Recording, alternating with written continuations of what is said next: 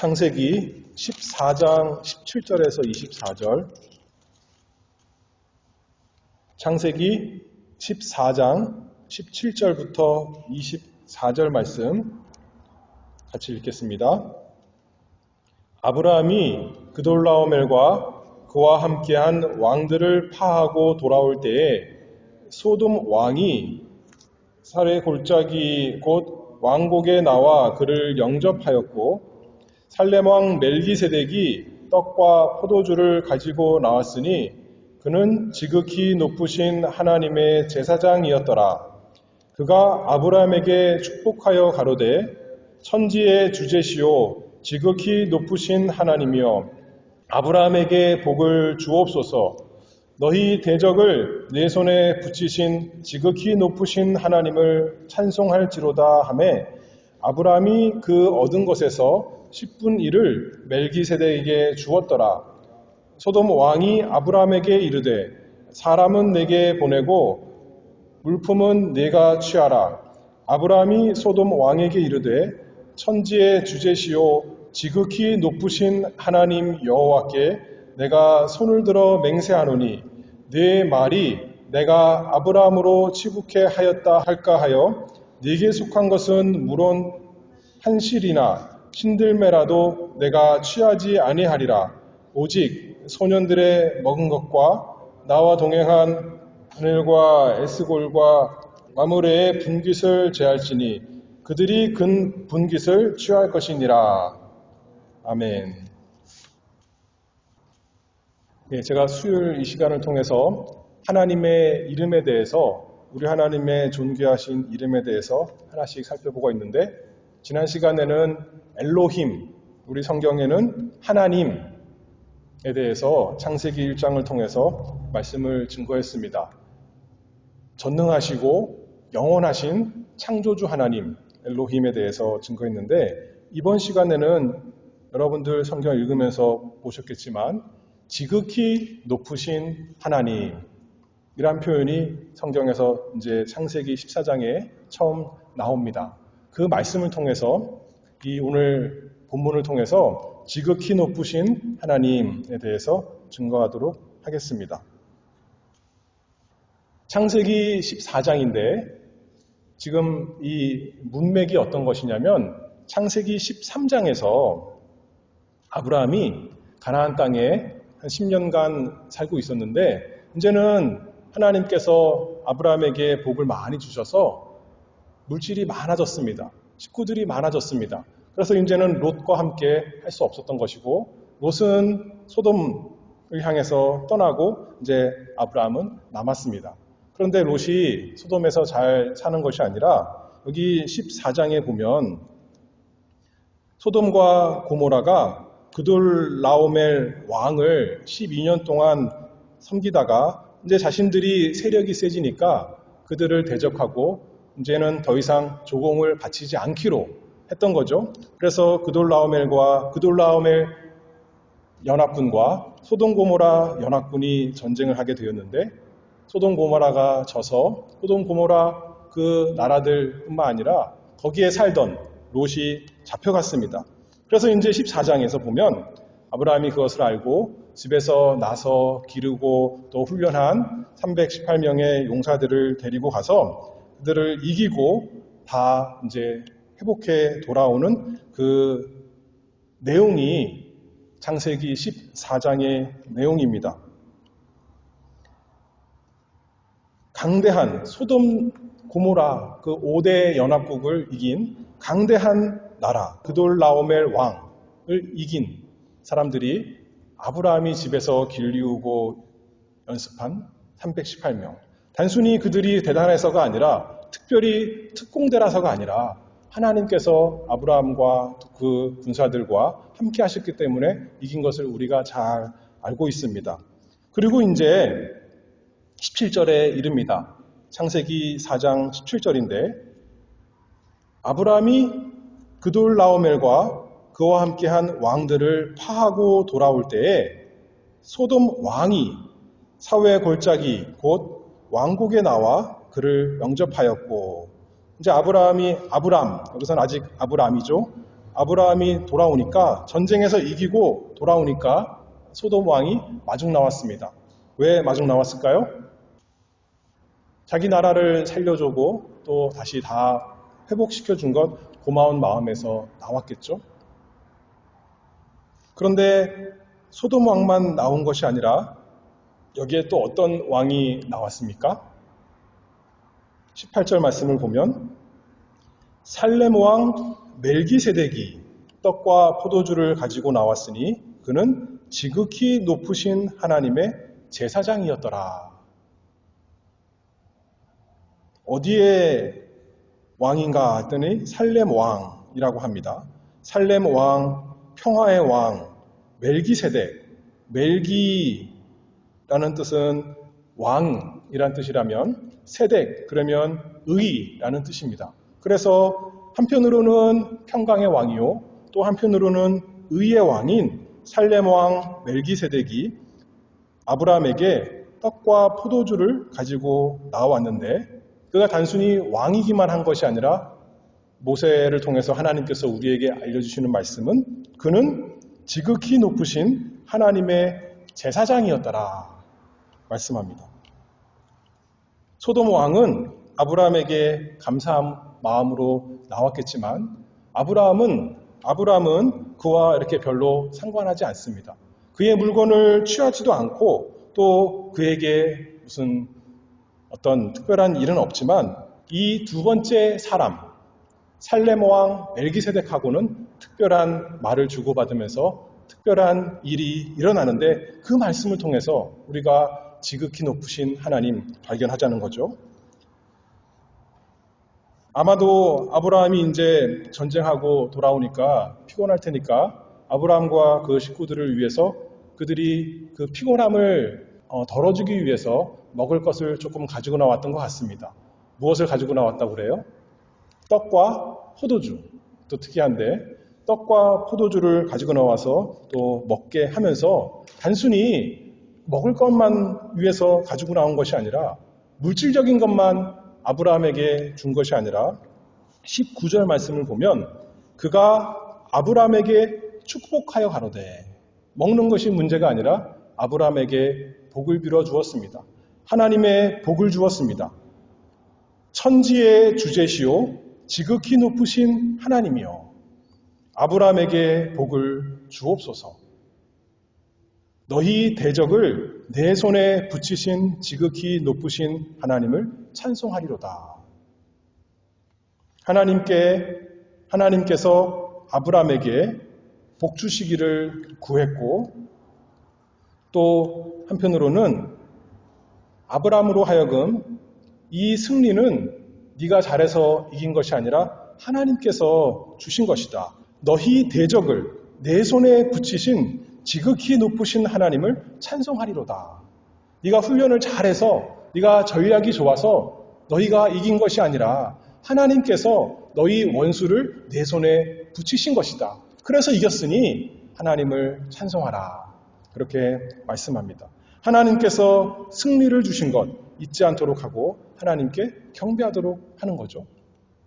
한편으로는 아브라함에게 축복하고 또 한편으로는 아브라함이 하나님께 경배하도록 이렇게 살렘 왕 멜기세덱이 나와서 말했습니다. 그랬더니 아브라함이 어떻게 했다고 계속해서 말씀합니까? 아브라함이 그 얻은 것에서 10분 1을 멜기세덱에 주었더라. 아브라함이 멜기세덱에게 주었다. 10분의 1을 오늘날 우리가 11조라고 말하죠. 그런 것처럼 아브라함도 전쟁에서 얻은 것의 10분의 1을 멜기세덱에게 주었습니다.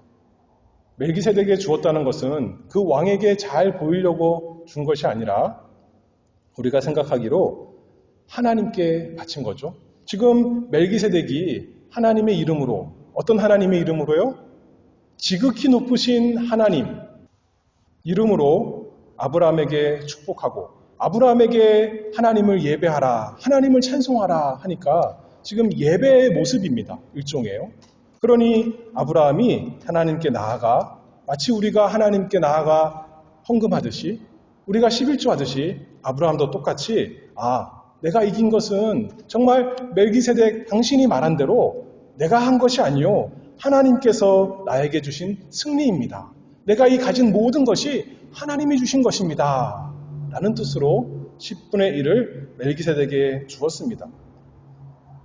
11조를 바침으로 하나님을 인정하고 하나님을 예배하는 모습, 이 본문의 내용입니다. 이 만남을 통해서 아브라함과 멜기세덱의 이 특별한 만남을 통해서 우리 하나님은 지극히 높으신 하나님이신 것 잘 계시하고 있습니다. 엘yon, 히브리 말로 지극히 높으신 하나님을 엘yon 이렇게 말합니다. 엘이라 그러면 엘로힘, 그 똑같은 엘입니다. 엘로힘의 축약형이죠. 하나님이란 뜻입니다. 그런데 어떤 하나님이냐면 엘론은 지극히 높으신 분, 그와 견줄 자가 없고 그와 같은 자가 없고 비길 자가 없는 가장 높으신 분, 가장 탁월하신 분, 지극히 높으신 하나님이신 것, 멜기세덱이 지금 기도하면서 축도하면서 또 아브라함에게 말하면서 이렇게 우리에게도 증거하고 있습니다. 이 지극히 높으신 하나님은 또 여기 말하기를 멜기세덱이 뭐라 그럽니까? 천지의 주제시요, 그렇게 말씀합니다. 모든 것 위에 뛰어나신 하나님이십니다. 모든 것 위에 뛰어나신 하나님, 천지의 주제, 하늘을 만드시고 땅을 만드시고 하늘과 땅 사이에 있는 보이는 것과 보이지 않는 모든 것을 만드신 하나님, 그리고 그것을 홀로 다스리시는 하나님의 뜻대로 다 주장하시는 천지의 주제, 모든 것 위에 뛰어나신 하나님, 그분이 지극히 높으신 하나님이십니다. 시편 97편 9절 말씀을 보면 여호와여 주는 온 땅 위에 지존하시고 모든 신 위에 초월하시니이다. 모든 것에서 가장 높으신 하나님.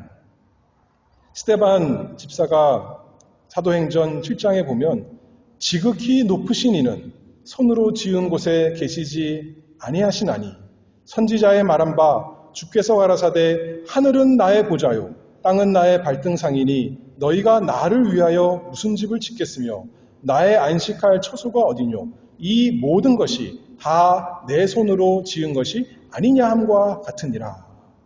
하나님이 모든 것을 다 만드시고 다스리시는 천지의 주제, 모든 것 위에 뛰어나신 지극히 높으신 하나님이시다 알려줍니다.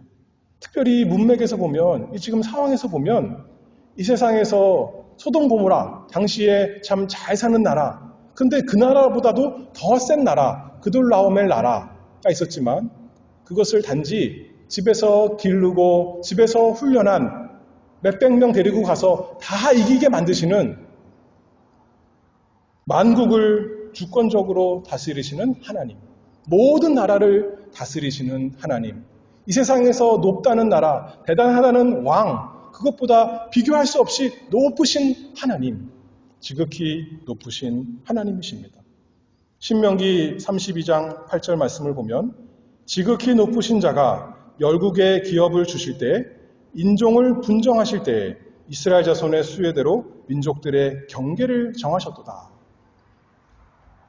우리가 부모 때문에 한국 사람이 되고 또 어떤 면은 자기가 잘 꾀를 써서 또 미국 사람이 되고 이런 것 같지만 성경에서는 우리가 한국에서 태어난 것도 또 미국에서 미국 사람이 되는 것도 하나님께서 그 다스림, 천지의 주제요 지극히 높으신 하나님께서 다스림 가운데 있다는 거죠. 단지 이 세상 만물뿐만 아니라 세상 나라를 다스리시는 하나님이십니다. 이 지극히 높으신 하나님, 이 하나님에 대한 호칭은 구약 성경에서 어디서 가장 많이 나오는지 아세요? 다니엘서에서 가장 많이 나옵니다. 지극히 높으신 분. 다니엘이 지금 어떤 상황입니까? 이스라엘은 온데간데 없고 바벨론에 포로 잡혀 있는 것이 다니엘입니다. 그러면 세상 사람들은 뭐라고 생각하겠습니까? 이스라엘 나라신 천지를 만들었다고 그러지만 우스운 신이야. 우리나라 신보다 못해. 바벨론 사람들이 생각했겠지만 다니엘의 세 친구 우상에게 절하지 않았을 때 풀무불에 들어갔다가 아무 해를 받지 않고 나올 때 그 당시에 이 세상에서 가장 센 나라 바벨론, 가장 센 왕 느부갓네살 왕이 말하기를 3장 26절에 보면 느부갓네살이 극렬히 타는 풀무아구 가까이 가서 불러 가로되 지극히 높으신 하나님의 종 사드락, 메삭, 아벳느고야 나와서 이리로 오라. 그가 고백하기를 이 세상에서 가장 강력하다는 왕이 말하기를 지극히 높으신 하나님, 너희들이 섬기는 하나님이 지극히 높으신 하나님이구나. 느부갓네살의 왕의 입을 통해서 하나님이 어떤 분이신 것 우리에게 알려주셨습니다. 뿐만 아니라 다니엘 4장에 느부갓네살 왕이 꿈을 꾸는데 지극히 높으신 자가 인간 나라를 다스리시며 자기의 뜻대로 그것을 누구에게든지 주시며 그 표현을 3번이나 반복하면서 하나님께서 지극히 높으신 분이신데 자기의 원하시는 대로 이 사람에게 그 나라를 주시고 저 사람에게 저 나라를 주신다는 겁니다. 우리가 생각해는 우리가 투표해서 오늘날로 따지면 이 대통령을 세우고 또 이 투표해서 저 대통령을 세우고 그런 것 같지만 어쩔 때는 그래서 하나님 마음에 합한 사람, 어쩔 때는 하나님 마음에 합하지 않는 사람, 왕을 우리가 마음대로 세우는 것 같지만 성경에 보니까 지극히 높으신 하나님께서 이 사람에게 왕권을 주시고 저 사람에게 왕권을 주셔서 다스리게 하신다는 겁니다. 지극히 높으신 자가 인간 나라를 다스리시며 자기의 뜻대로 그것을 누구에게든지 주시며 하나님의 뜻대로 된다는 거죠. 그 권세는 영원한 권세요. 그 나라는 대대에 이르리로다.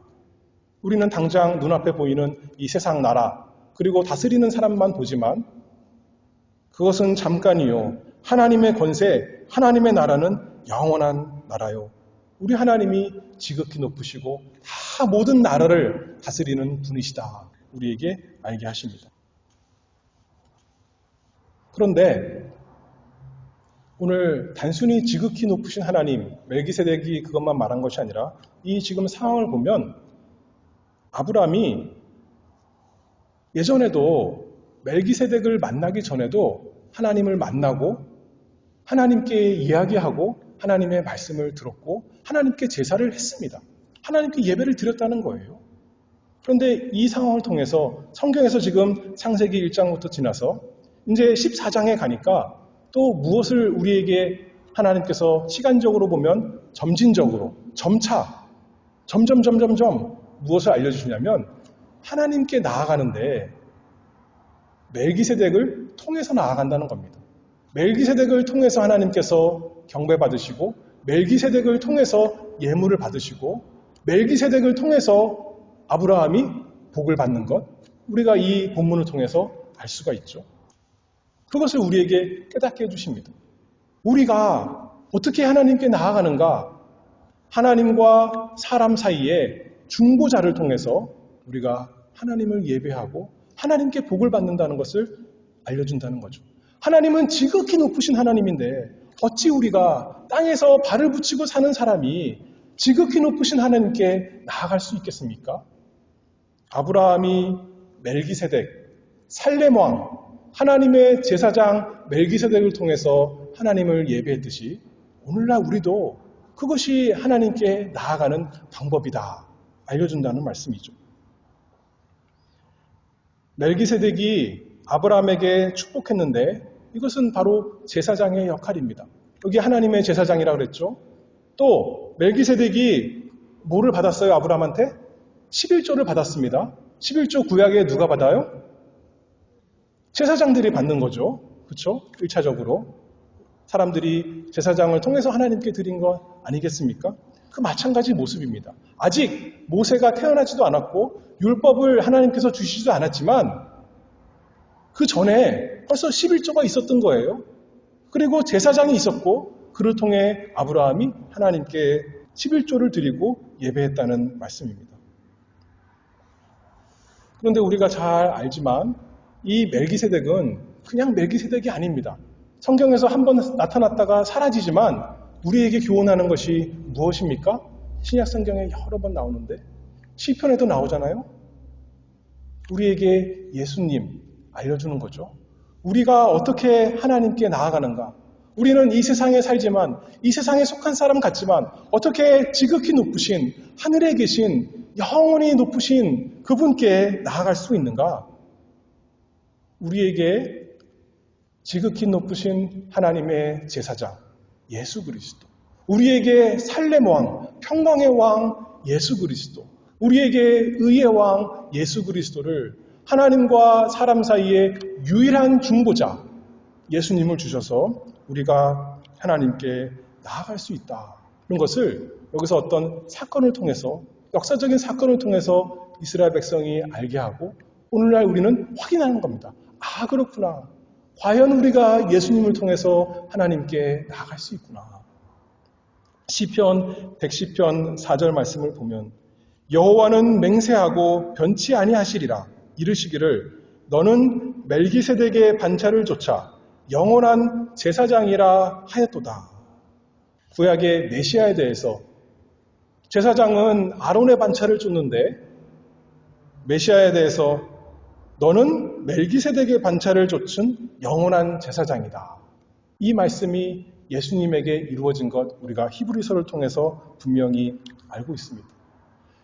시편 110편 보면 단순히 멜기세덱 제사장만이 아니라 멜기세덱이 아까 의의 왕, 평강의 왕이라 그랬잖아요. 또 시편 110편에 보면 어떤 말씀이 나오냐면 왕에 대한 말씀이 나옵니다. 주의 우편에 계신 주께서 그 노하시는 날에 열왕을 쳐서 파하실 것이라. 열방 중에 판단하여 시체로 가득하게 하시고 여러 나라의 머리를 쳐서 파하시며. 메시아 그리스도께서는 한편으로는 제사장이시고 그래서 하나님과 사람 사이의 중보자시고 또 한편으로는 왕으로서 열방을 파하시는 주님의 주신 호를 가지고 만국을 정복하시고 이기시는 그 왕, 공의로 심판하시는 왕, 의의 왕, 멜기세덱, 그분이 우리의 예수님인 것 우리가 잘 압니다. 그래서 우리는 지극히 높으신 하나님, 모든 이 세상 모든 만물보다 뛰어나시고 또 모든 나라를 다스리시는 천지의 주제 지극히 높으신 하나님. 그런데 그분을 예수님을 통해서 나아가는데 예수님께서 태어나실 때 천사 가브리엘이 마리아에게 나타나서 이렇게 말씀하죠. 누가복음 1장에 보면 지극히 높으신 이의 아들이라. 하나님 아버지가 지극히 높으신 분이시고 예수님은 그의 아들이시다. 이렇게 말하는 겁니다. 지극히 높으신 이의 능력이 마리아 너를 덮어서 네가 하나님의 아들을 낳을 것이다. 이렇게 말하죠. 지극히 높으신 분, 그분이 따로 있고 또 예수님 그리스도가 따로 있는 것으로 그렇게 우리에게 말씀합니다. 하나님 지극히 높으신 분께 하나님의 아들 그 예수 그리스도를 통해 나아가는데 두 분이 다른 분이에요. 그런데 우리가 잘 알겠지만 예수님이 그 지극히 높으신 분이시요 천지의 주제이십니다. 천지를 다 만드신 분이시요 말씀으로 천지를 다스리는 분이시요 또 지극히 높으신 하나님, 그분이 우리 예수님이십니다. 그래서 자신의 신성으로도 지극히 높으신 하나님이시지만 예수님은 더 특별한 것은 그리스도로서 하나님과 사람 사이의 중보자로서 지극히 높임을 받으신 분이십니다. 하나님께서 하늘과 땅의 모든 권세를 주시고 하늘 높이 올라가셔서 하나님 우편에 앉아 계신 분, 시편 110편에 그 약속이 다 이루어지신 분, 예수님. 그래서 예수님에 대해서 신약 성경에 무엇이라고 찬송하나요? 그분은 만왕의 왕이요 만주의 주시다. 지극히 높으신 분이시다. 우리가 찬송합니다. 빌립보서 2장 10절 말씀을 보면 하늘에 있는 자들과 땅에 있는 자들과 땅 아래에 있는 자들로 모든 무릎을 예수의 이름에 꿇게 하시고 모든 입으로 예수 그리스도를 주라 시인하여 하나님 아버지께 영광을 돌리게 하셨느니라. 단순히 인간 사이에 있는 주님이 아니라 주라 하나님이시라는 겁니다. 천지의 주제시라는 겁니다. 우리 예수님을 하나님께서 지극히 높이셨습니다. 그 예수님이 우리의 구주이고 그 예수님으로 인해서 우리가 하나님께 나아가고 그 예수님이 우리의 왕이시고 우리의 주님이십니다. 그렇기 때문에 18절 보면 멜기세덱이 공교롭게도 무엇을 가지고 나왔어요? 떡과 포도주를 가지고 나왔습니다. 우리에게 너무나 익숙한 거죠. 떡과 포도주. 우리 영혼의 참 떡과 참 포도주이신 그리스도. 그것을 우리에게 생각나게 합니다. 우리가 이 세상 살면서 영적인 전투를 하는데 심신이 지치고 괴로울 때 우리에게 떡과 포도주가 되시는 우리 예수 그리스도. 그분이 우리 주님이십니다. 우리를 먹이시고 우리에게 힘을 주시고 우리를 소생케 하시는 그분.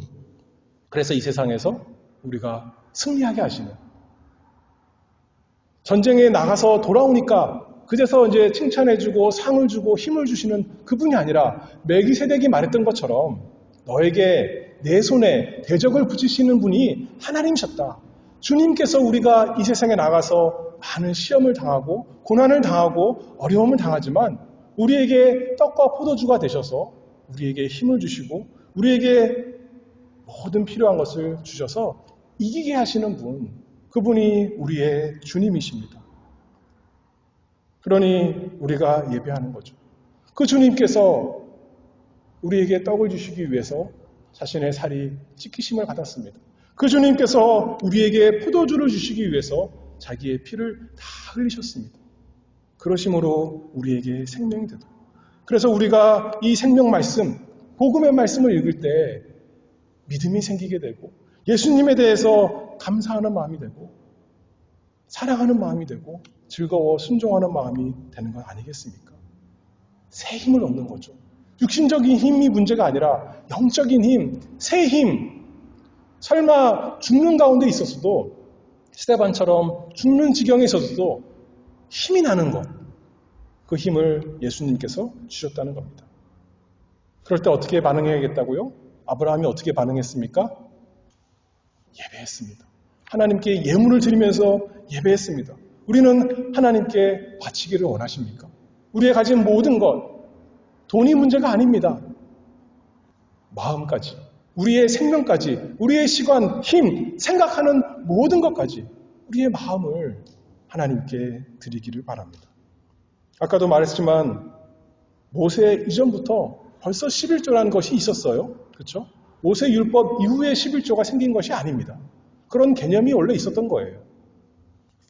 오늘날 어떤 사람은 이제는 11조 다 없어졌다 라고 하지만 11조가 설사 없어졌다 하더라도 하나님께 더 바치고 싶은 것이 참으로 구원받은 사람의 마음 아니겠습니까? 돈이 문제입니까? 우리의 마음을 다 드리긴다고 하는데 하나님을 위해 쓰신다면 우리가 무엇이든지 아브라함이 롯을 구하기 위해서 자기 어떻게 보면 생명을 걸고 나가 싸워서 이기고 돌아온 것 아니겠습니까? 그런데 우리는 주님의 전쟁, 이 영적 전쟁을 위해서 죄와 싸워 이기는 것을 위해서 사단과 싸워 이기는 것에서 나의 죄의 문제에서 싸우기 위해서 주님을 힘입어서 나가 싸워 이기는 우리가 되어야겠습니다. 그리고 이기면 얼마나 기뻐요? 이 기쁨, 또 이 복에 참여하겠습니다. 하나님께 감사함으로. 그런데 또 한 가지 이제 마지막으로 잠깐 덧붙일 것은 단순히 우리가 이 땅에 살면서 하나님께 높으신 하나님께만 나아가는 것이 아니라 우리가 예수님을 믿는다는 것은 예수님의 우리의 중보자가 되어서 우리로 하여금 예수님 때문에 하나님께 나아갈 수 있게 하셨다는 것은 에베소서 2장 말씀을 보면 긍휼에 풍성하신 하나님이 우리를 사랑하신 그 큰 사랑을 인하여 허물로 죽은 우리를 그리스도 예수 안에서 살리셨고 너희가 은혜로 구원을 받은 것이라. 또 함께 일으키사 그리스도 예수 안에서 함께 하늘에 앉히시니. 단순히 하나님께 나아가는 통로만 예수님이 되시는 것이 아니라 우리가 예수님과 함께 하늘에 앉았다는 겁니다. 앉았다는 게 뭐예요? 단순히 하늘의 시민, 천국 백성만 됐다는 것이 아니라 예수님 보좌에 함께 앉았다는 겁니다. 우리가 승리의 왕이 됐다는 거예요. 우리가 예수님께서 원수를 이기시고 사망을 이기시고 사단을 이기시고 모든 시험을 이기시고 면류관을 쓰셨는데 우리도 예수님과 함께 그 면류관을 썼다는 겁니다. 그런데 내 힘으로 한 게 아니니까 계시록에 보면 장로들이 어떻게 합니까? 그 면류관을 벗어서 다시 던져드립니다. 이것은 내가 한 것이 아닙니다. 내가 천국에 온 것은, 내가 승리하는 것은, 내가 시험에 승리하는 것은, 내가 사랑하지 못할 자를 사랑하는 것은, 용서하지 못할 자를 용서하는 것은 주님께서 하신 것입니다. 하나님께서 내 죄의 원수를 내 손에 붙이셨기 때문에, 나에게 떡과 포도주를 주셨기 때문에 내가 오늘도 이길 수 있었습니다. 감사합니다. 또 하나님께 면류관을 던져드리는 것, 우리 주님께 합당한 면류관을 던져드리는 겁니다. 그러니 마지막 에베소서 2장 계속 읽어보면 이는 왜 그렇게 하셨냐면 그리스도 예수 안에서 우리에게 자비하심으로써 그 은혜의 지극히 풍성함을 오는 여러 세대에 나타내려 하심이니라. 그러니 날마다 단순히 우리가 천국에만 가는 것이 아니라 우리를 예수님과 함께 지극히 높이신 하늘 보좌에 앉히신 그 주님의 은혜 생각하면서 이 복음을 전하는, 자랑하는 우리 모두가 되기를 바랍니다. 우리 교회가 그 일을 잘 할 수 있기를 바랍니다. 기도하겠습니다. 지극히 높으신 하나님 아버지 참으로 감사합니다. 우리는 스스로 너무나 낮고 추하지만 지극히 높으신 예수 그리스도께서 하늘 보좌 내어놓으시고 이 세상에 낮고 천한 세상에 오셔서 우리와 같이 되시고 십자가에서 죽으시고 살이 찢기시고 물과 피를 다 쏟으시고 그러나 지극히 높아지셔서 하나님 보좌 우편에 앉으신 것 참으로 감사합니다.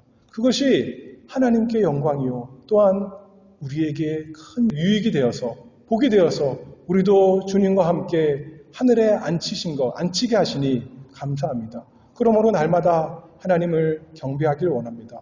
우리 주님 사랑하고 우리 주님 찬송하기를 원합니다. 우리가 이 세상에 살면서 패배자로 살 것이 아니라 우리 주님께서 지극히 높으신 우리 주님께서 우리와 함께 천국에 앉으셨사오니 날마다 이기고 또 이기는 넉넉히 이기는 승리자, 정복자가 될 수 있도록 저희에게 은혜 주시옵소서. 예수 그리스도 이름으로 기도하옵나이다. 아멘.